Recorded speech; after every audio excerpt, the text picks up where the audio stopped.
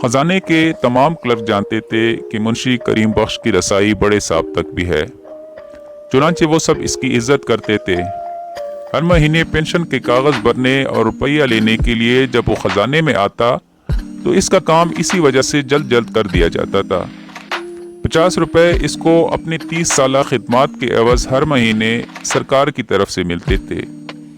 हर महीने 10-10 के 5 नोट वो अपने खफीफ तौर पर कांपती हुई हाथों से पकड़ता और अपने पुराना वज़ा के लंबे कोट की अंदरूनी जेब में रख लेता। चश्मे में खजांची की तरफ तशक्कुर भरी नजरों से देखता और ये कहकर अगर जिंदगी हुई तो अगले महीने फिर सलाम करने के लिए हाजिर होऊंगा और बड़े साहब के कमरे की तरफ चला जाता। 8 बरस से इसका यही दस्तूर था। खजाने के करीब करीब हर क्लर्क को मालूम था कि मुंशी करीम बख्श जो मुतालिबात खुफिया की कचहरी में कभी मुहाफिज दफ्तर हुआ करता था, बेहद वज़ादार, शरीफ तबा और हलीम आदमी है। मुंशी करीम बख्श वाकई इन सिफात का मालिक था। कचहरी में अपनी तवील मुलाजमत के दौरान में अफसरान बाला ने हमेशा इसकी तारीफ की है। बाज मुनसिफों को तो करीम बख्श से मोहब्बत हो गई थी। इसके खुलूस का हर शख्स कायल था। इस वक्त मुंशी करीम बख्श की उम्र 65 से कुछ ऊपर थी। बुढ़ापे में आदमी अमूमन कम गो और हलीम हो जाता है, मगर वो जवानी में भी ऐसी ही तबीयत का मालिक था। दूसरों की खिदमत करने का शौक इस उम्र में भी वैसे का वैसा ही कायम था। खजाने का बड़ा अफसर मुंशी करीम बख्श के एक मुरब्बी और मेहरबान जज का लड़का था। जज साहब की वफात पर उसे बहुत सदमा हुआ था। अब वो हर महीने इनके लड़के को सलाम करने की गरज से जरूर मिलता था। उससे इसे बहुत तस्कीन होती थी। मुंशी करीम बख्श उन्हें छोटे जज साहब कहा करता था। पेंशन के 50 रुपए जेब में डालकर वो बरामदा देख करता और चक लगे कमरे के पास जाकर अपनी आमद की इत्तला कराता। छोटे जज साहब इसको ज्यादा देर तक बाहर खड़ा ना रोकते, फौरन अंदर बुला लेते और सब काम छोड़कर इससे बातें शुरू कर देते। तशरीफ रखिए मुंशी साहब, फरमाइए मिजाज कैसा है? अल्लाह का लाख लाख शुक्र है, आपकी दुआ से बड़े मजे में गुजर रही है। मेरे लायक कोई खिदमत आप मुझे क्यों शर्मिंदा करते हैं? मेरे लायक कोई खिदमत हो तो फरमाइए। खिदमत गुजारी तो बंदे का काम है, आपकी बड़ी नवाजिश है। इस किस्म की रस्मी गुफ्तगू के बाद मुंशी करीम जज साहब की मेहरबानियों का जिक्र छेड़ देता। उनके बुलंद किरदार की वजाहत बड़े फेदियाना अंदाज में करता और बार बार कहता, अल्लाह बख्शे मरहूम फरिश्ता खसलत इंसान थे, खुदा इनको करवट करवट जन्नत नसीब करे।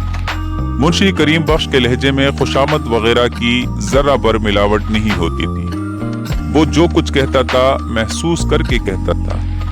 इसके मुतल्लिक जज साहब के लड़के को, जो अब खजाने के बड़े अफसर थे, अच्छी तरह मालूम था।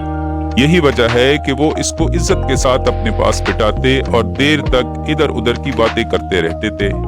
हर महीने दूसरी बातों के अलावा मुंशी करीम बख्श के आम के बागों का जिक्र भी आता था। मौसम आने पर जज साहब के लड़के की कोठी पर आमों का एक टुकड़ा पहुंच जाता था। मुंशी करीम बख्श को खुश करने के लिए वो हर महीने इसको याद दहानी करा देते थे। मुंशी साहब देखिए, इस मौसम पर आमों का टुकड़ा भेजना ना भूलिएगा। पिछली बार आपने जो आम भेजे थे इसमें तो सिर्फ 2 मेरे हिस्से में आए थे। कभी ये 3 हो जाते थे, कभी 4 और कभी सिर्फ 1 ही रह जाता था। मुंशी करीम बख्श ये सुनकर बहुत खुश होता था। हुजूर, ऐसा कभी हो सकता है?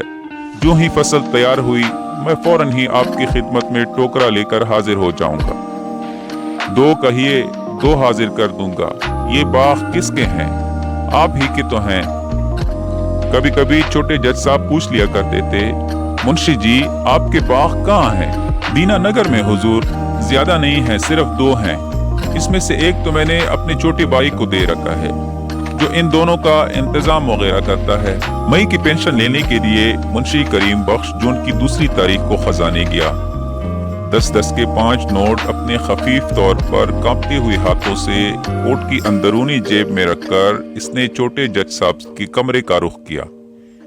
हस्बे मामूल इन दोनों में वही रस्मी बातें हुई।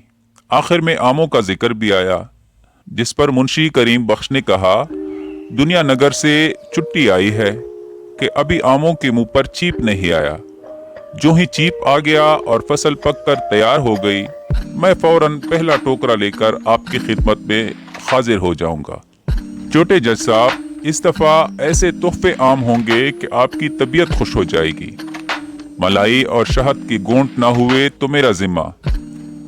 मैंने लिख दिया है कि छोटे जज साहब के लिए एक टुकड़ा खास तौर पर बरवा दिया जाए और सवारी गाड़ी से भेजा जाए ताकि जल्दी और एहतियात से पहुंचे। 10-15 रोज आपको और इंतजार करना पड़ेगा। छोटे जज साहब ने शुक्रिया अदा किया। मुंशी करीम बख्श ने अपनी छतरी उठाई और खुश खुश घर वापस आ गया। घर में इसकी बीवी और बड़ी लड़की थी, ब्याह के दूसरे साल जिसका खामन मर गया था। मुंशी करीम बख्श की और कोई औलाद नहीं थी, मगर इस मुख्तसर से कुंबे के बावजूद 50 रुपयों में इसका गुजर बहुत ही मुश्किल से होता था। इस तंगी के बायस इसकी बीवी के तमाम जेवर इन 8 बरसों में आहिस्ता आहिस्ता बिक गए थे। मुंशी करीम बख्श फजूल खर्च नहीं था। इसकी बीवी और वो बड़े किफायतशियार थे, मगर इस किफायतशियारी के बावजूद तनख्वाह में से एक पैसा भी इनके पास ना बचता था। इसकी वजह सिर्फ ये थी कि मुंशी करीम बख्श चंद आदमियों की खिदमत करने में बेहद मुसरत महसूस करता था। इन चंद खासुल खास आदमियों की खिदमत गुजारी में जिनसे इनकी दिली अकीदत थी। इन खास आदमियों में से एक तो जज साहब के लड़के थे, दूसरे एक और अफसर थे जो रिटायर होकर अपनी जिंदगी का बकाया हिस्सा एक बहुत बड़ी कोठी में गुजार रहे थे। इनसे मुंशी करीम बख्श की मुलाकात हर रोज सुबह सवेरे कंपनी बाग में होती थी। बाग की सैर के दौरान में मुंशी करीम बख्श इनसे हर रोज पिछले दिन की खबरें सुनता था। कभी कभी जब वो बीते हुए दिनों के तार छेड़ देता तो डिप्टी सुपरडेंट साहब अपनी बहादुरी के किस्से सुनाना शुरू कर देते थे कि किस तरह उन्होंने लायलपुर के जंगली इलाके में एक खूनख्वार कातिल को पिस्तौल खंजर दिखाए बगैर गिरफ्तार किया और किस तरह इनके रौब से एक डाकू सारा माल छोड़कर भाग गया। कभी कभी मुंशी करीम बख्श के आम के बागों का भी जिक्र आ जाता था। मुंशी साहब, कहिए आपकी इस दफा फसल कैसी रहेगी? फिर चलते चलते डिप्टी सुपरडेंट साहब ये भी कहते, पिछले साल आपने जो आम भिजवाए थे बहुत ही अच्छे थे, बेहद लजीज थे। इंशाल्लाह खुदा के हुक्म से अब की दफा भी ऐसी ही आम हाजिर करूंगा। एक ही बूटे के होंगे, वैसे ही लजीज, बल्कि पहले से कुछ बढ़ चढ़कर ही होंगे। इस आदमी को भी मुंशी करीम बख्श हर साल मौसम पर एक टोकरा बेचता था। कोठी में टोकरा नौकरों के हवाले करके जब वो डिप्टी साहब से मिलता और वो इसका शुक्रिया अदा करते तो मुंशी करीम बख्श निहायत इंकिसारी से काम लेते हुए कहता, डिप्टी साहब, आप क्यों मुझे शर्मिंदा करते हैं? अपने बाग हैं, अगर एक टोकरा यहाँ आया तो क्या हो गया? बाजार से आप एक छोड़कर कई टुकड़े मंगवा सकते हैं। ये आम चूंकि अपने बाग के हैं और बाग में सिर्फ एक बूटा है जिसके सब दाने गुलावट, खुशबू और मिठास में एक जैसे हैं, इसलिए ये चंद तोहफे के तौर पर ले आया। आम देने के बाद जब वो कोठी से बाहर निकलता तो उसके चेहरे पर तमतमाहट होती। एक अजीब किस्म की रूहानी तस्कीन उसे महसूस होती थी जो कई दिनों तक इसको मसरूर रखती थी। मुंशी करीम बख्श उकरे जिस्म का आदमी था। बुढ़ापे ने इसके बदन को ढीला कर दिया था, मगर यह ढीलापन बदसूरत मालूम नहीं होता था। इसके पतले पतले हाथों की फूली हुई रगें, सर का खफीफ सा इर्तियाश और चेहरे की गहरी लकीरें इसकी मुतानत व संजीदगी में इजाफा करती थी। ऐसा मालूम होता था कि बुढ़ापे ने इसको निखार दिया है। कपड़े भी वो साफ सुथरे पहनता था जिससे ये निखार उभर आता था। इसके चेहरे का रंग सफेदी माइल जर्द था। पतले पतले होंठ जो दांत निकल जाने के बाद अंदर की तरफ सिमटे रहते थे, हल्के सुर्ख थे। खून की इस कमी के बायस इसके चेहरे पर ऐसी सफाई पैदा हो गई थी जो अच्छी तरह मुंह धोने के बाद थोड़ी देर तक कायम रहा करती है। वो कमजोर जरूर था। 65 बरस की उम्र में कौन कमजोर नहीं हो जाता, मगर इस कमजोरी के बावजूद इसमें कई कई मील पैदल चलने की हिम्मत थी। खास तौर पर जब आमों का मौसम आता तो वो डिप्टी साहब और छोटे जज साहब को आमों के टोकरे भेजने के लिए इतनी दौड़ धूप करता था कि 20-25 बरस के जवान आदमी भी क्या करेंगे। बड़े एहतमाम से टोकरे खोले जाते थे, इनका घास फूस अलग किया जाता था, दागी या गले सड़े दाने अलग किए जाते थे और साफ सुथरे आम नए टोकरों में गिन कर डाले जाते थे। मुंशी करीम बख्श एक बार फिर इत्मीनान करने की खातिर इनको गिन लेता था ताकि बाद में शर्मिंदगी ना उठानी पड़े। आम निकालते और टोकरों में डालते वक्त मुंशी करीम बख्श की बहन और इसकी बीवी के मुंह में पानी भर आता, मगर वो दोनों खामोश रहती। बड़े बड़े रस भरे खूबसूरत आमों का ढेर देखकर जब इनमें से कोई ये कहे बगैर ना रह सकती, क्या हरज है अगर इस टोकरे में से 2 आम निकाल लिए जाएं, तो मुंशी करीम बख्श से ये जवाब मिलता, और आ जाएंगे, इतना बेताब होने की क्या जरूरत है। ये सुनकर वो दोनों चुप हो जाती और अपना काम करती रहती। जब मुंशी करीम बख्श के घर में आमों के टोकरे आते थे तो गली के सारे आदमियों को इसकी खबर लग जाती थी। अब्दुल्ला नीचाबंद का लड़का जो कबूतर पालने का शौकीन था, दूसरे रोज ही आ दमकता था और मुंशी करीम बख्श की बीवी से कहता था, खाला मैं घास लेने के लिए आया हूँ। कल खालू जान आमों के 2 टोकरे लाए थे, इनमें से जितनी घास निकली हो मुझे दे दीजिए। हमसाई नूरा जिसने कई मुर्गियां पाल रखी थी, इसी रोज शाम को मिलने आ जाती थी और इधर उधर की बातें करने के बाद कहा करती थी, पिछले बरस जो तुमने मुझे एक टोकरा दिया था बिल्कुल टूट गया है, अब की भी एक टोकरा दे दो तो मेहरबानी होगी। दोनों टोकरे और इनकी घास यूं चली जाती। हस्बे मामूल इस दफा भी आमों के 2 टोकरे आए, गले सड़े दाने अलग किए गए। जो अच्छे थे इनको मुंशी करीम बख्श ने अपनी निगरानी में गिनवा कर नए टोकरों में रखवाया। 12 बजे से पहले ये काम खत्म हो गया।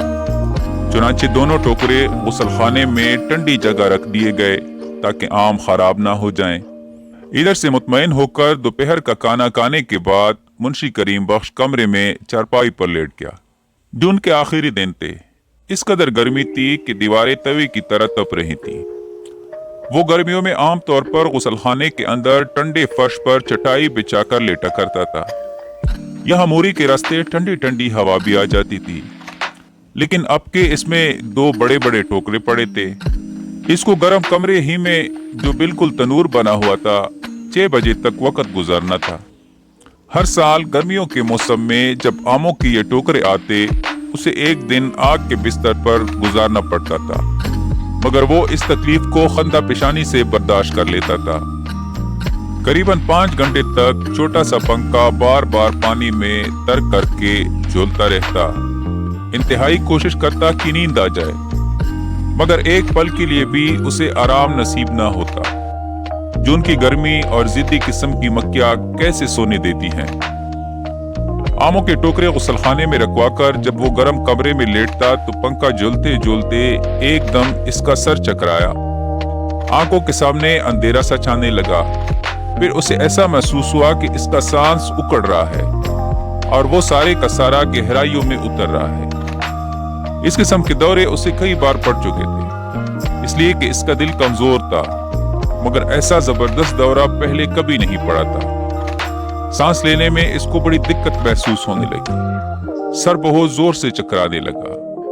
घबराकर इसने आवाज दी और अपनी बीवी को बुलाया।